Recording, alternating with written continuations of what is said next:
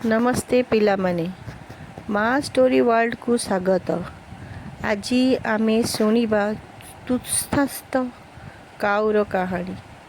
दिने एक काउ को बहुत शोष लगिला। से पानी खोजिबा पाई एपट सेपट उड़ीबाकू लागिला।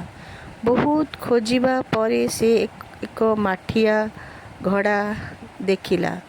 काउटी खुशी होई घड़ा पाखକୁ गला, किंतु घड़ा भितरे पानी बहुत कम थिला। तार छंच पानी पर्यंत पहुँचू नथिला। काउटी भाबिबाकू लागिला।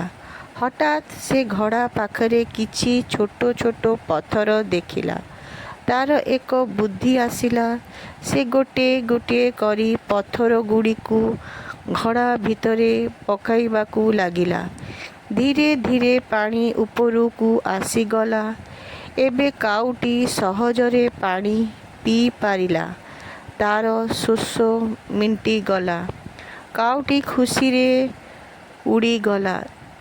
पिला माने एही कहानी शिक्षा हेउची बुद्धि हो धैर्य थेले कौनसी समस्यार सावधान करा जाई पारे। धन्यवाद पिला माने। आज कहानी एतिकी शेष।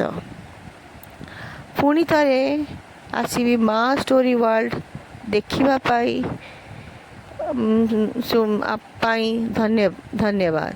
पुणी देखा हब आउ एक नुआ कहानी सह। शुभरात्रि। मिठी मिठी स्वप्न देख।